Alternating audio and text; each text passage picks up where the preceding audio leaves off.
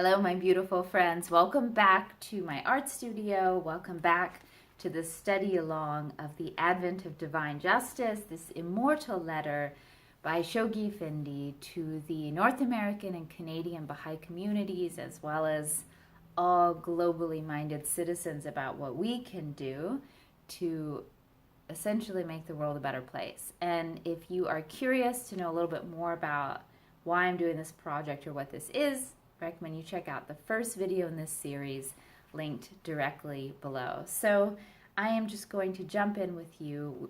We're on paragraph 78, and Shoghi Effendi is giving us the tools to have a successful teaching campaign. All right. Having on his own initiative and undaunted by any hindrances with which either friend or foe may unwittingly or deliberately obstruct his path, resolve to arise and respond to the call of teaching. Let him carefully consider every avenue of approach which he might utilize in his personal attempts to capture the attention, maintain the interest, and deepen the faith of those whom he seeks to bring into the fold of his faith. Let him survey the possibilities which the particular circumstances in which he lives offer him, evaluate their advantages, and proceed intelligently and systematically to utilize them for the achievement of the object he has in mind.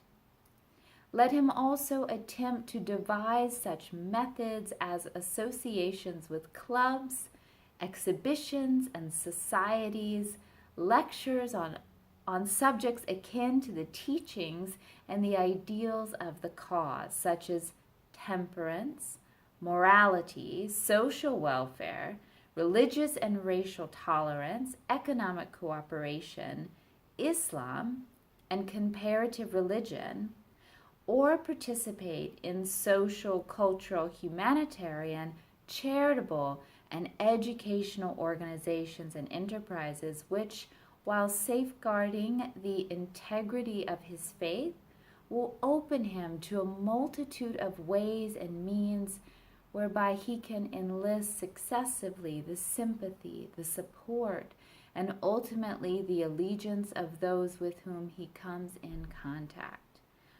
Let him, while such contacts are being made, bear in mind the claims which his faith is constantly making upon him to preserve its dignity and station, to safeguard the integrity of its laws and principles, to demonstrate its comprehensiveness and universality, and to defend fearlessly its manifold and vital interests.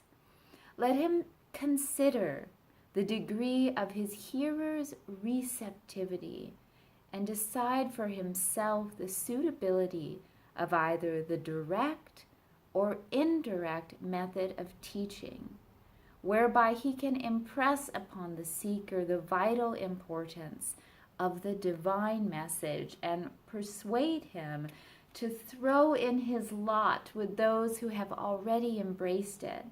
Let him remember the example set by Abdu'l-Baha and his constant admonition to shower such kindness upon the seeker and exemplify to such a degree the spirit of the teachings he hopes to instill into him, that the recipient will be spontaneously impelled to identify himself with the cause embodying such teachings.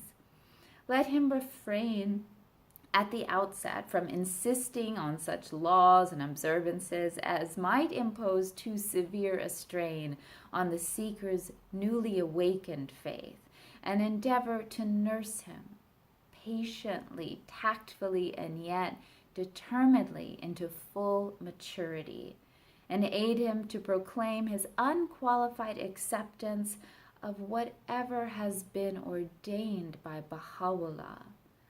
Let him, as soon as that stage has been attained, introduce him to the body of his fellow believers. Isn't that so interesting?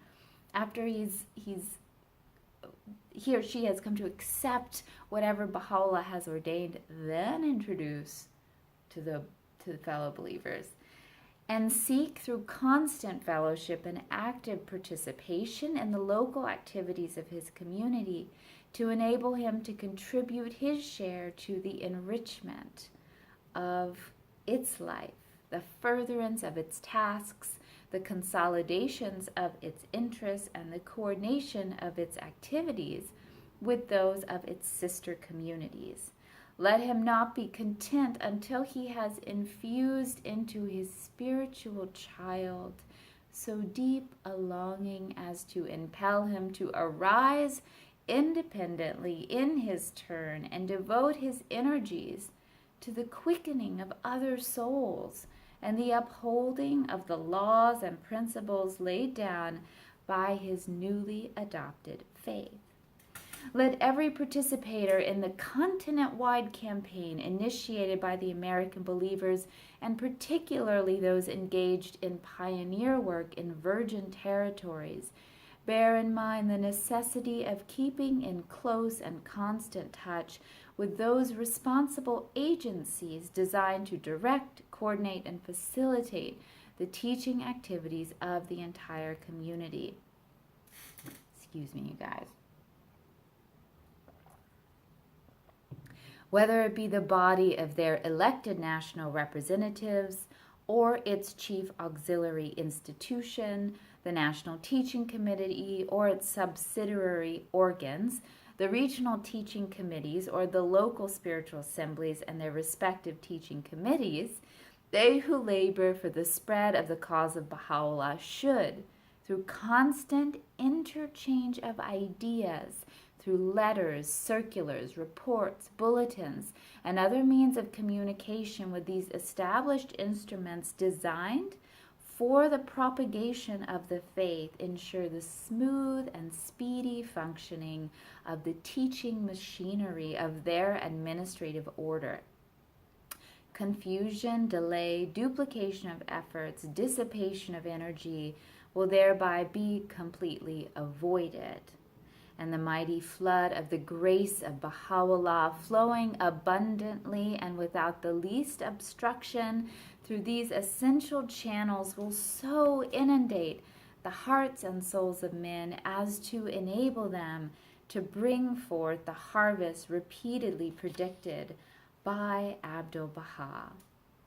These are super long paragraphs, so I'm going to keep this one relatively short because paragraph 80 is very long, and I don't know how much room my phone has.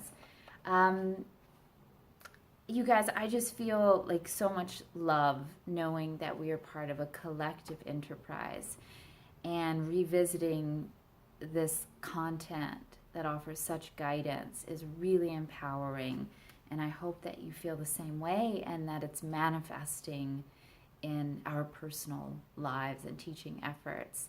Please remember to subscribe to this channel. If you want to be informed when I upload new videos, hit the bell notification, like the video. I think it helps boost it. Feel free to comment and share on social media. These ideas have mass relevance. So have a great day, my friends.